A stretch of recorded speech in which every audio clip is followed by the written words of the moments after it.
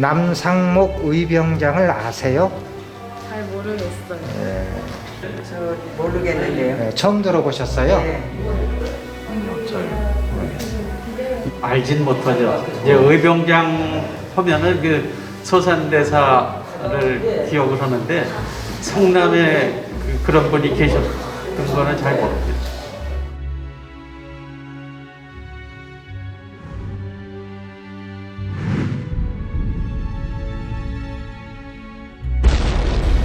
(1876년) 일본은 무력을 앞세워 강화도 조약을 체결하고 조선을 강제로 개항시킴으로써 침략의 발판을 마련하였다. 조선의 앞날은 어두워만 갔다. 암울했던 1876년 동천 남상목 의병장은 경기도 광주군 낙생면 하산운리 81번지에서 태어나셨다. 지금은 도시개발에 밀려 흔적조차 찾아볼 수 없지만 지금의 성내터미널 남단 부근이라고 한다. 남상목 할아버지가 출생하신 곳이에요. 여기서 성장하셔서 의병에 투입하셨던 곳입니다. 남상목 의병장은 정묘호란 때 안주성 전투의 영웅이신 남이흥 장군의 정신과 기계를 물려받았다고 한다.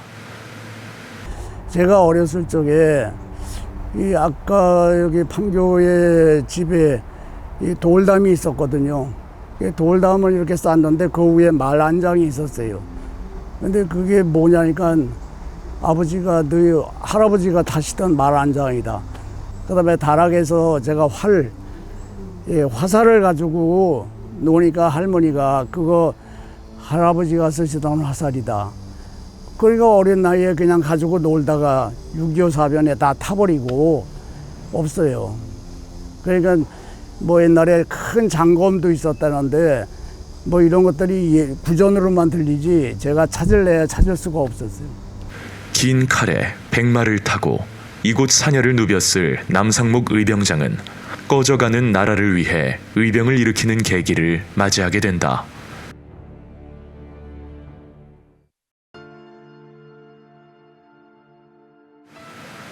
(1904년 2월) 일본은 조선을 독점적으로 지배하기 위해 러일 전쟁을 일으켰다.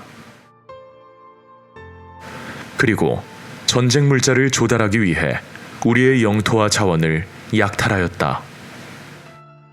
일제가 한국에서 러일 전쟁을 일으키고 이러는 과정에서 이 지역, 판교 지역에서 오래된 수목을 군수 물자로 가져가기 위해서 이 지역 주민들을 동원해서 벌채 작업을 하고 인건비를 제대로 지급하지 않음으로 해서 남상목 의병장께서 항의를 하다가 체포돼서 이제 광주 경찰서로 끌려가서 거기서 이제 구타도 당하고 이런 상태에서 풀려나면서 이제 의병 활동을 해야 되겠다 이런 생각을 가지게 된 것으로 보는 그런 사건입니다. 이것이 바로 드물골 사건이다. 드물골은 성남시 판교에 있는 청계산 자락을 말한다. 이 청계산 일대의 이 드물골, 지금의 이제 그 대장동이나 우두만이라고 하는데요. 여기에 나무가 이 참나무가 많아요. 이 나무가 상당히 견고하고 그래서 일본 놈들이 전부 일본으로 갖다 무기를 제조했던 곳입니다. 동천 남상목 선생은 일본의 드물골에서의 약탈에 항거하다 판교 주재소에 구속되어 갖은 수모를 당했다고 한다. 판교 주재소는 지금의 널다리교 부근에 있었다고 한다. 여기가 이제 보시면은 널다리교라고 돼 있는데 여기가 주재소가 있었어요. 주재소. 남상모 할아버지가 여기서 한 보름 동안 구속돼 가지고 있었던 장소예요. 드물골 사건을 계기로 동천 선생은 의병을 일으키게 되는데 남상목 의병장의 활동을 알려주는 자료로 통고문이 있다. 통고문이라고 하는 것은 남상목 의병장이 체포돼서 서대문 형무소로 끌려가서 심한 고문을 받다가 내장 파열로 돌아가시게 되니까 그 의병부대 동지들이 전국의 의병부대에다가 이 남상목 의병장이 돌아가셨다는 사실을 알린 내용이고, 거기에는 남상목 의병장의 학문과 인품과 가문 이런 내용이 들어가 있고 활동 지역을 명시해 놓고 있습니다. 통고문을 보면 남상목 의병장은 낙생면, 언주면, 대왕면, 돌마면, 용인 등지에서 의병 수백 명을 모았다고 했다. 또 1906년 2월 운강 이강년 의병장의 참모관으로 종군한 기록이 있어 남상목 의병장의 창의 시점을 살펴볼 수 있다. 1905년에 을사늑약이 이제 체결된 후에 그때부터 본격적인 준비를 하지 않았나 이렇게 짐작을 하고 있고요. 아마 1905년 가을을 전후해서 의병을 모집하기 시작하고 문경의 이강년 의병장 휘하의 참모관으로 활동을 했고 음성, 안성 이런 지역에서 집중적인 일본군 공격 활동을 펼친 것으로 나타나고 있습니다. 또 남상목 의병장의 활동 양상을 알려주는 자료로 김재선 판결문이 있다. 김재선 판결문은 이제 남상목 의병장께서 옥중에서 고문을 받다 돌아가셨기 때문에 판결 기록이 없습니다. 재판 기록이 없습니다. 그런데 이제 김재선이라고 하는 사람의 판결문을 통해서 남상목이라고 하는 분이 그 의병 부대의 대장이었다는 사실이 명시가 되어 있습니다. 이 김재선 판결문에 초기 남상목 의병부대의 규모에 대한 기록이 보인다. 이제 그 처음에 남상목 의병장이 의병이 일으켰을 때에는 구식총 40자루와 신식총 10자루를 가지고 의병 활동을 했고, 그 재판 기록을 보면은 남상목 의병장이 환두 대도를 차고 있었다 이런 이제 기록이 나옵니다. 그래서 남상목 의병장은 의병 대장이었다는 사실이 뚜렷이 증명되고 있다. 한편 일본은 헤이그 밀사 사건을 빌미로 1907년 고종을 강제로 퇴위시키고 정미 7조약을 체결하여 우리의 사법권을 박탈하였다. 그리고 우리 군대를 강제 해산하였다. 이에 시위대 제1연대 1대대장 박승환은 자결로서 울분을 표출하였다. 이를 계기로 해산된 군인들은 일본군과 전투를 벌이고 무기를 가지고 전국 의병부대에 가담하게 되는데, 이때부터 우리 의병들의 조직이 군대의 조직처럼 체계화되고 무기가 향상되어 전국적으로 의병전쟁의 양상을 띠게 되는데, 이러한 변화는 남상목 의병부대에도 나타났다. 김재선이라고 하는 사람이 그 군대 해산 때에 군대에서 나온 사람이기 때문에 군대 조직에 대한 지식을 갖고 있었을 거로 보고, 이분이 이제 좌익장을 맡으면서 남상목 의병장의 작전 구상이라든지 이런 거를 도와줬을 걸로 보여집니다. 의병 조직을 체계화하면서 남상목 의병장은 용인 용천과 용덕사 지역에 주둔하면서 많은 전과를 올렸다. 경기도 용인시 처인구의 성윤산 중턱에 신라 천년사찰 용덕사가 있다. 용덕사 대웅전 뒤로 험한 길을 오르면 극락전이 있고, 또 그 뒤로 바위 암굴이 있어 불암사라고도 했다. 이곳 용덕사는 동으로 이천에 이르고 남으로는 안성에 이르는 교통의 요지이며 산세가 험해 의병들의 은신처로 적합했다고 한다.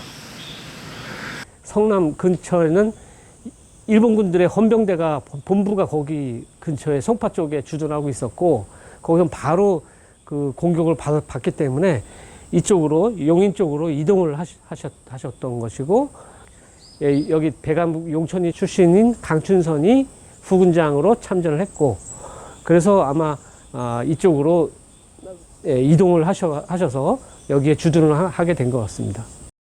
용인 지역에 주둔한 남상목 의병부대는 용인, 안성, 음성 지역의 일본군과 친일파를 공격하였다.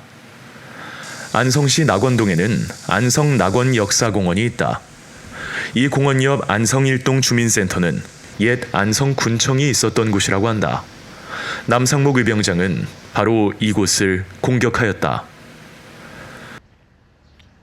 1907년도 무렵에는 여기가 이제 안성의 중심지 역할을 했고 읍내 역할을 했던 곳이죠. 그래서 1907년 무렵에 이제 그 남상목 의병장을 비롯해가지고 그 의병들이 이쪽으로 많이 또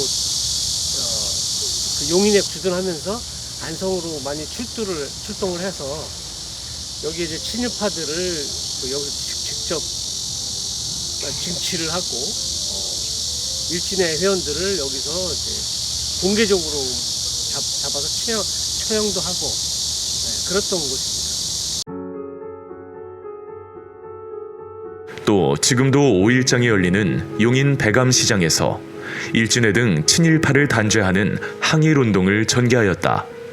그리고 현재 용인 배감파출소 자리에 있었던 일본군 헌병 주재소를 습격하여 무기를 탈취하는 등 많은 전과를 올렸다.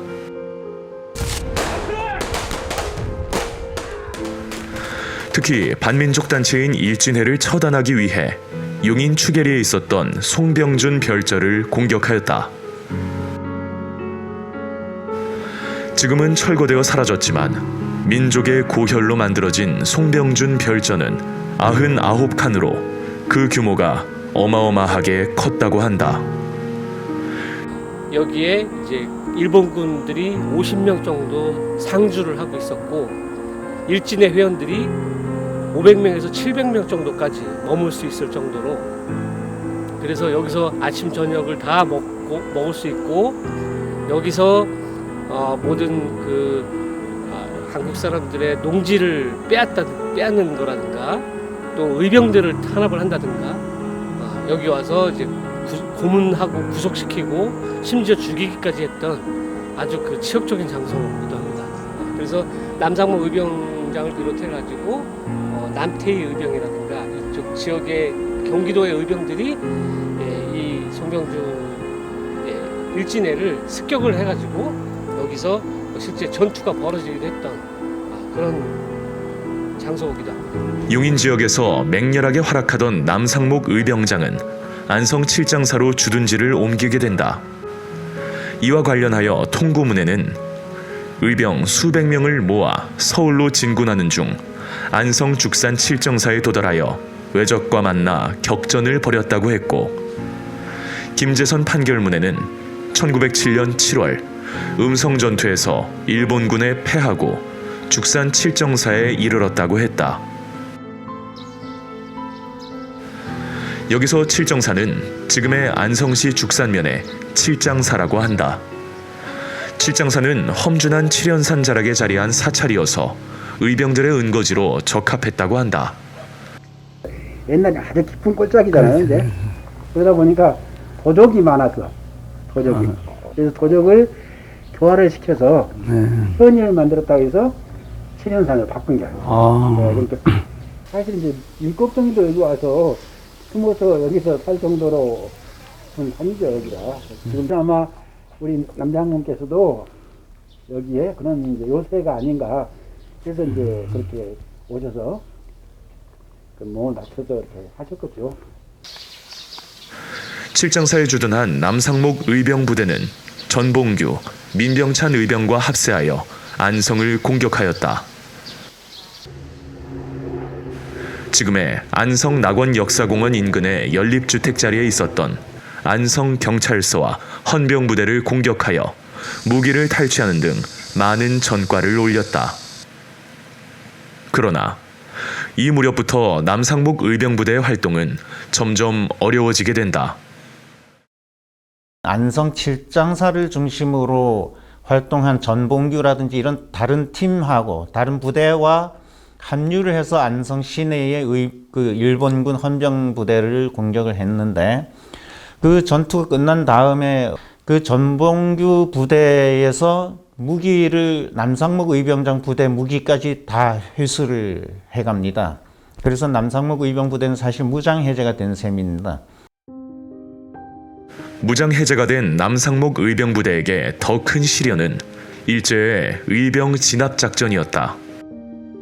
1907년 7월, 8월, 9월, 10월까지 굉장히 이쪽 지역이 격전지였고, 의병들이 많은 다양한 활동을 하니까 일본에서 제14연대라고 하는 아주 그 진압 전문 부대를 아예 그 일본에서부터 상륙시켜가지고 그 의병들을 적극적으로 탄압하는 그런 그 상황이 되는데요. 그래서 1907년 10월, 11월 무렵에는 의병들이 상당히 좀 어려움에 처하고 그래서 흩어지게 되는 그런 상황이 벌어집니다.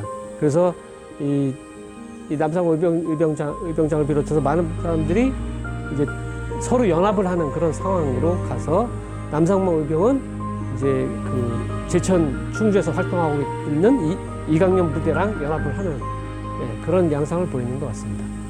남상목 의병장은 운강 이강년 의병장의 참모관으로 종군하면서 조령을 탈환하는 전공을 세웠다. 그런데 일본 정규군과 싸우는 의병들에게 가장 불리한 것은 무기의 열세였다. 일본군은 신식총으로 무장한 반면 우리 의병들의 주 무기는 화승총이었다. 부식총은 이제 조총과 같은 그런 이제 발사하는 속도가 느린 그 화승총이라고 하죠. 그래서 심지에다 불을 붙여가지고 심지가 다 들어가서 화약을 폭발시켜서 총을 격발시키는. 그러나 이제 이 신식총은 이제 그게 아니라 화약을 바로 이렇게 방아쇠를 당기면 그 화약이 폭발하면서 총알이 발사되는 그런 걸로 저는 이해를 하고 있습니다. 그래서 심지에 불을 붙여야 하는 화승총은 이동 중이거나 비 오는 날에는 전투를 할 수 없었다. 이런 불리한 상황에서 일본군의 초토화 작전으로 학살당한 의병의 숫자는 1907년 7월부터 이듬해 5월까지 13,445명이었다. 이것은 전쟁이 아니라 대학살이었다.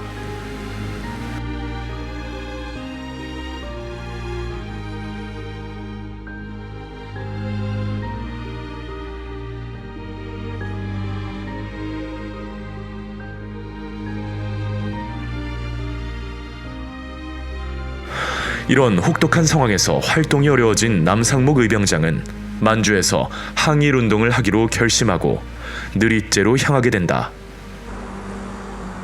느릿제, 한양으로 가는 막바지 고개. 지금의 낙생고등학교 부근 경부고속도로가 지나는 고갯길이다.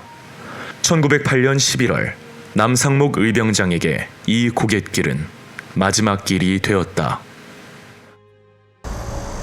남상모 할아버지가 의병 토벌령이 내려가지고 이제는 의병 활동을 할 수가 없겠구나. 그래서 용인 지역에서 이 고개를 넘어서 가족들을 보러 오시다가 그 매복하고 있던 일진의 그 송병준의 그 아들 그 일본 순사들이 매복하고 있다 거기서 체포돼가지고 광주 경찰서를 거쳐서 서대문의 경성 감옥으로 투옥되셨죠.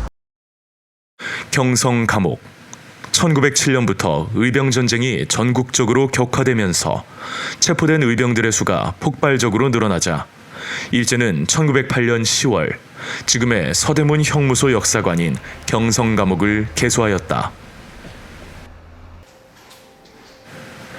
경성감옥이 열리자마자 이곳에 끌려온 남상목 의병장은 모진 고문 끝에 장파열로 끝내 순국하셨다.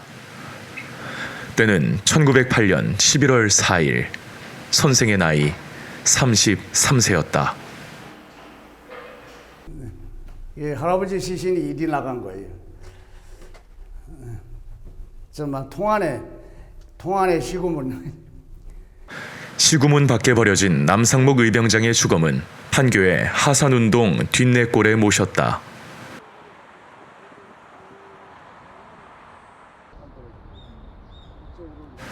남상목 의병장이 겪었던 고통은 남은 가족에게로 이어졌다. 할아버지가 돌아가시고 나서 이제 자녀들하고 이제 생활이 힘드시니까 아버지도 이제 글을 못 배우셨어요. 그래서 어머니가 외아들 자식 하나 있는 거는 공부를 가리키겠다 하셔가지고 요 뒷동산에 올라가면 무릇이라는 그 요만한 땅에서 나오는 그 뿌리가 있어요. 근데 이거를 캐가지고 밤새도록 가마솥에다 구우면은 이게 상당히 달콤한 이런 그 간식거리가 나와요. 이거를 머리에다 이고 달래내 고개를 넘어가다 호랑이도 만나고, 그래서 저 서울에 한남동 그쪽으로 가서 이걸 팔아가지고 학비를 대주시고. 폭도로 남은 가족들마저 숨죽이며 살아야 했기에 남상목 의병장의 의로운 삶의 흔적은 사람들의 기억에서 사라져갔다. 동천 선생은 왜 죽음을 무릅쓰고 처절했던 의병의 길을 걸었을까? 선생의 대답은 1907년 영국 데일리 메일의 종군 기자 맥켄지와 양평의 한 의병과의 대화에서 찾을 수 있다. 맥켄지가 한 의병에게 물었다. 일본을 이길 수 있다고 생각하십니까? 이때 한 의병이 대답했다. 우리가 일본을 이기기 힘들다는 것을 알고 있습니다. 우리는 어차피 싸우다 죽게 되겠지요. 그러나 좋습니다. 일본의 노예가 되어 사느니 자유민으로 죽는 것이 훨씬 낫습니다. 의병들이 역사적으로 실패했다라기보다는 그런 정신들은 꾸준히 3.1운동으로 이어지고, 또한 만주 독립군으로 이어지고, 만주 독립군의 그런 활동들은 다시 상해 임시정부 수립에 또 하나의 뿌리가 되고, 임시정부와 만주는 서로 연합을 해서 독립활동을 꾸준히 했다. 동천 선생의 꿈은 살아생전에 이루지 못했지만 선생의 불굴의 정신과 용기는 경성감옥의 높은 벽을 넘어 만주로, 상하이로, 전 세계의 독립운동으로 이어졌던 것이다.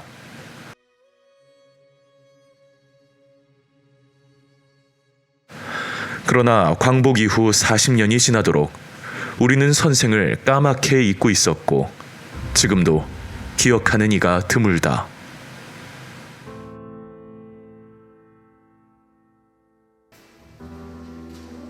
역사를 잊은 민족에게 미래는 없다라는 말이 있다.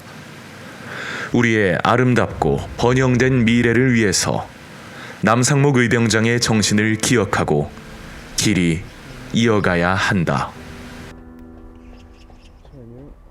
요즘 세상은 너무나 어떤 면에서는 개인주의가 팽배해 있기 때문에, 물론 그것이 아주 나쁜 거는 아니에요. 누구나 개인의 삶이 소중하잖아요. 근데 정말 그 개인의 삶이 소중하다라는 것 때문에 어떤 면에서는 그것이 너무 부각되어서 나만 잘 살면 된다, 나만 괜찮으면 된다라고 하는 의식들이 너무나 팽배해 있거든요. 저는 그런 부분들에 대해서는 우리는 그 의병의 정신을 우리가 꼭 이 시대에는 더욱더 환기시키고 그것을 우리 마음속에 새겨야 된다라고 생각하거든요. 성남시에 5분의 독립유공자를 기리는 기념관이 하나 있었으면, 그래서 그 청소년들이 거기 와서 보고 배우고 또 우리가 어떤 추모 행사나 이런 것들을 좀 할 수 있게, 이게 유산을 100년 대계로 내려올 수 있는 유산을 남겨주시면 제가 원이 없겠어요.